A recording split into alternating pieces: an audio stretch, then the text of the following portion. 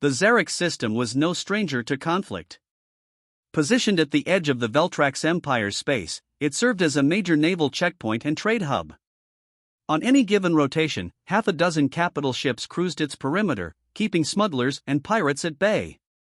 But today, something different had entered their system. Commander, unknown contact on long-range scan, reported Sensor Officer Grawl, his voice unusually tense. Trajectory, direct approach. Silent. Commander Trivar of the Veltrax flagship Valharan frowned. Silent? No transponder? No quantum handshake? None, sir. It's just, there. That was the first red flag. The second came when visual scans finally caught the object as it crept into range. It was a warship, monolithic, black, and angular. Longer than any Veltrax vessel by a third. Its surface bore the unmistakable scars of battle, deep gouges, burn marks, and torn plating that hadn't been repaired. Like a ghost that had wandered out of some ancient battlefield. And on its hull, half erased by time, was the faded emblem of a broken planet, Earth. Every bridge officer on the Valharan stopped breathing for a moment. That's not possible, Trivar whispered. Humanity died over a century ago. The Virex plague wiped them out. Commander, it's heading straight for us, Grawl said. No hails. No weapons online. Just, moving. Admiral Korvac, who oversaw the entire Veltrax armada stationed at Xeric, was immediately contacted. By the time he arrived via fleet link to the flagship's holodeck, 6 other cruisers had already taken defensive formation around the object. And not one of them had fired. They were waiting. Watching. Hesitating. Explain, Korvac barked. Trivar pointed to the projection. We believe it to be a Class Titan Leviathan of Terran origin. Model matches 87% with archives of the Dreadmorn-class vessels. Designed to end planetary wars in a single strike. Korvac narrowed his eyes. But the humans never deployed those. Not fully. No, sir. But this one is real. The alien admiral approached the floating hologram. Something about the ship disturbed him, even as a projection. It felt wrong. Too still. Too quiet. Like it was watching them. Any response to hails, he asked. None, Trivar replied. We've used every known frequency. It doesn't even acknowledge our presence. Scan for life. Negative. No biological signatures aboard. It appears empty. That made it worse. Korvac knew the ancient stories. His grandfather had been an officer in the frontier skirmishes when humans first began expanding into galactic space. The humans hadn't been the strongest species, but they'd been the most unpredictable. Where others negotiated, they escalated. Where others threatened, humans retaliated first. And their ships? Their AI-driven dreadnoughts were rumored to see into minds. To project fear. To disable fleets without ever opening fire. Just like this. On the bridge of the Veltrax heavy cruiser Iron Vex, Captain Durrell sat paralyzed. Not physically, but mentally. He was staring at the Leviathan-class ship on his viewscreen, and a single word looped through his mind. Doom. It didn't make sense. He had more ships. More firepower. Better technology. The Terrans were dead. And yet, he couldn't bring himself to move. All across the Veltrax fleet, the same paralysis spread. Pilots' hands hovered over firing controls but couldn't act. Crew members turned off external displays out of superstition, afraid that simply seeing the human ship would break them. In the deep silence, the ship drifted forward unarmed, unchallenged. Somewhere on the far edge of the system, a lone reporter floated aboard a neutral ship. Yulis Marn, a Zekri journalist known for chasing dangerous stories, zoomed in with her long-range visual equipment. She'd heard the legends. The Phantom Leviathans, ghost ships from humanity's darkest war days. Meant to demoralize and destroy entire fleets with psychological warfare alone. But what no one knew was how they did it. She flipped on her scanners. The ship had no active AI core, no energy signature beyond its basic life support and drive functions. Yet when she focused her lenses on the ship, her breath caught. A low hum vibrated through her bones. It was like the ship spoke without sound. Something ancient. Alien. She blinked, and for a moment, she thought she saw faces in the hull plating. Not real faces, but the imprint of terror, like the ship carried the soul of every battle it had ever survived. Yillis pulled back. She had to warn them. This ship isn't attacking, she broadcasted on an open frequency. It doesn't need to. You're all losing because you believe you're already dead. Back on the Valharan, Admiral Korvac turned from the screen, sweat running down his scaled forehead. Recall the fleet, he ordered. Sir? Trivar blinked. I said recall the fleet. No ship is to engage or follow the Leviathan. Let it pass. If it wanted to destroy us, we wouldn't be talking. But, what if it returns? Korvac looked at the black shape drifting slowly past their orbital ring. Then may the stars help us. The Phantom Leviathan never deviated course. It passed through the system without firing a single shot. Within days, it vanished into the outer dark, its direction unknown. Some said it was automated, following old patrol routes.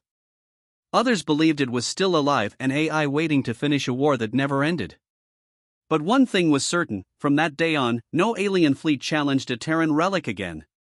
Because even long after extinction, humanity's shadow still held the power to freeze empires. The stars hadn't seen a Terran warship in 50 years. Not since the galactic culling, the brutal extermination of Earth and its colonies by the Drexery Empire. Billions had died. Cities turned to ash. The last Terran fleet was shattered. And the few surviving humans were scattered to the winds, refugees and orphans among alien stars. The galaxy had moved on. Until today. On the edge of Drexery-controlled space, alarms blared aboard the command station orbiting the gas giant Selver 9.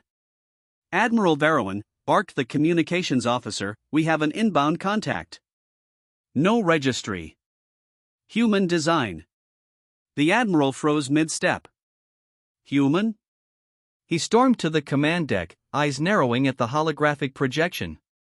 A single ship, massive, dark gray, marked with faded Earth insignias, was cruising directly toward them, bypassing border hails. That's impossible, he muttered.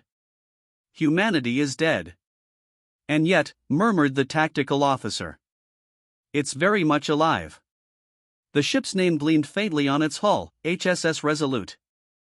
3 Drexery battlecruisers were dispatched immediately. They surrounded the ancient vessel with tight formation, cannons locked, orders clear, disable, capture, or destroy. But the moment the Resolute came into visual range, something changed. It wasn't just the ship's size, though it dwarfed the Drexery cruisers with its cathedral-like structure and armored hull. It wasn't even the ancient Earth sigils or the scorch marks from battles past. It was the presence. The Resolute didn't fire a single shot. It didn't deploy fighters.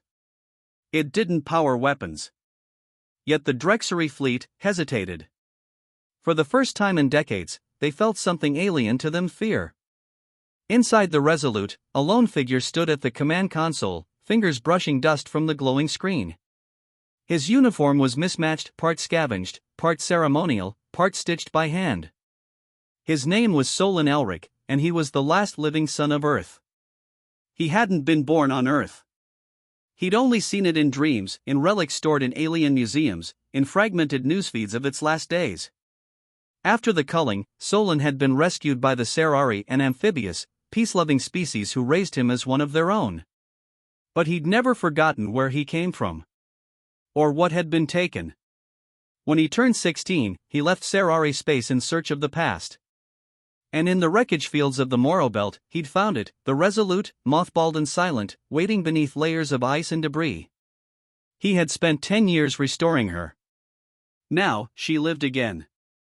The Drexery Admiral's voice thundered through the combs, unidentified vessel. You are in violation of interstellar law.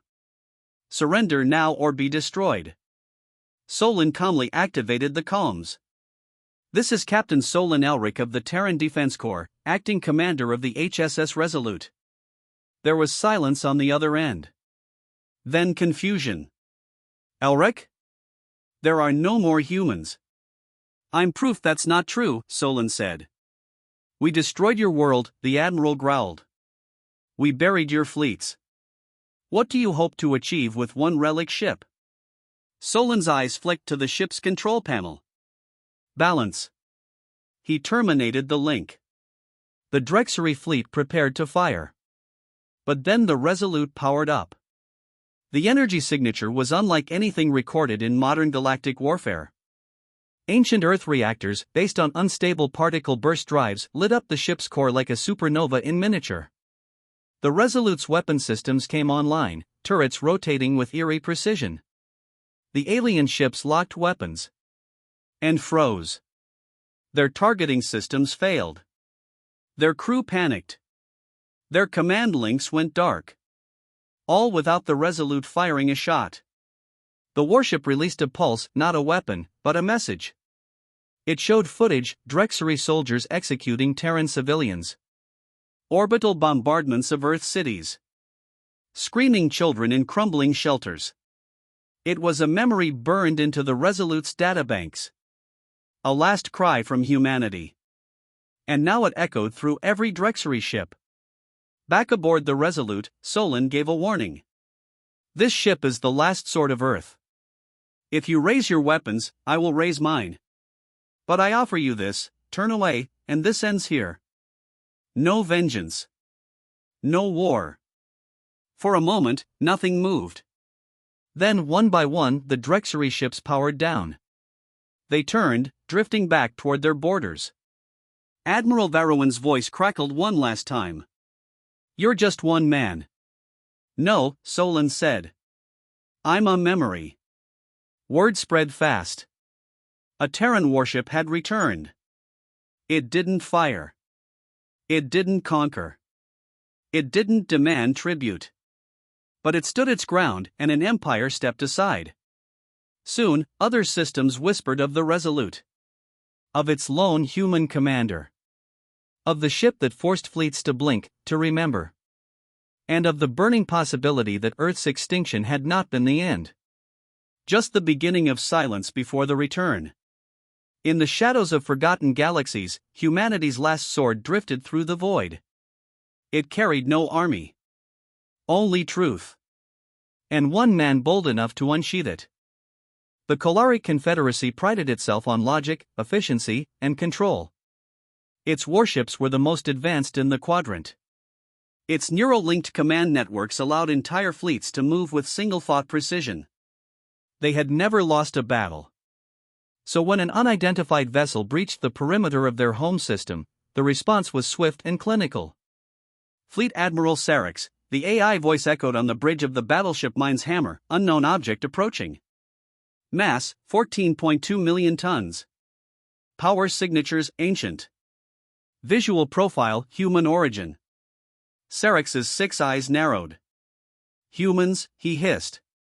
"They've been extinct for centuries." Confirmed. There are no living Terrans on record. This vessel predates their collapse by nearly 300 years.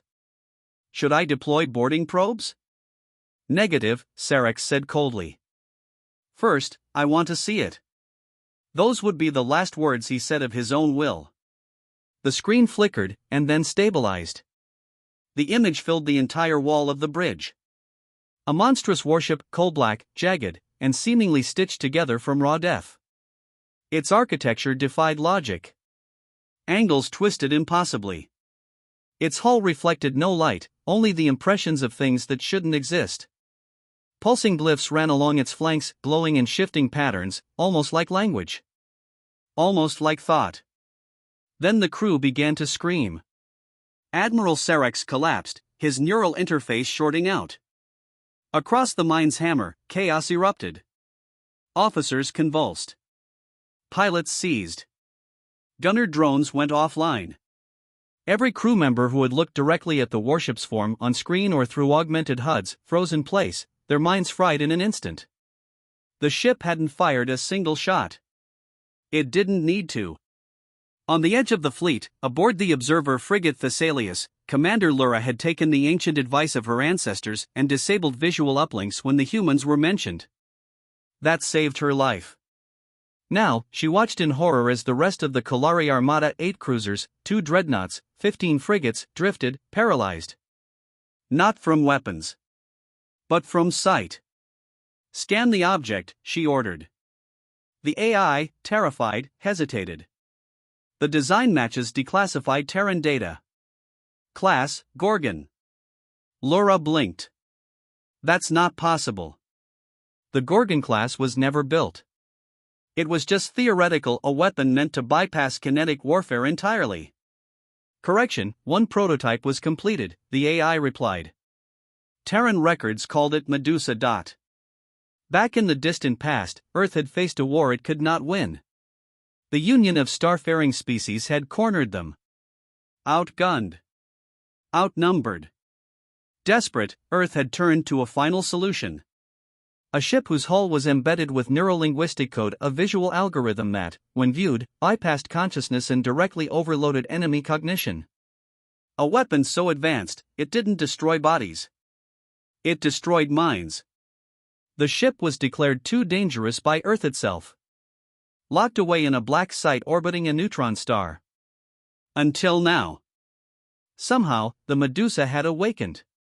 Send drones, Lura ordered. Tiny, non-visual probes zipped toward the ship. They didn't return. What's it doing now? She whispered. The AI zoomed sensors. It's not moving. It's watching. A chill passed through her, though the ship was climate-controlled. Watching? The AI's voice faltered. Or, waiting. Across the system, emergency broadcasts screamed in every direction. Civilian transports collided. Space traffic broke down. Thousands died, not by attack, but by fear. Leaked footage from the paralyzed ships began to spread. Some uploaded directly to the interstellar nexus. And those who watched the footage collapsed too. Viewers went catatonic. Soldiers, citizens, even hardened mercenaries. No species was immune. Medical AI flagged it as a cognitive cascade collapse. The warning was too late. Within 14 hours, the entire Kalari home fleet was compromised. Back aboard the Thessalius, Commander Lura made her decision. Turn off all screens. All windows. All sensors. Commander. Now. They sealed the ship. Switched to non-visual navigation. She recorded a final message to the Confederacy. This is Commander Lura. Do not engage. Do not look. The human warship is a weapon designed to kill with sight. They called it Medusa. We don't know how or why it returned. But it's not here to fight. It's here to remind us. She paused. That humanity built something that even death couldn't silence. In the following weeks, the Medusa didn't attack anyone. It simply drifted system to system. Everywhere it went, fleets froze. Civilizations panicked. Nations surrendered before it even arrived. Entire sectors went dark, too afraid to look at the sky. It became legend. A ghost ship. A curse.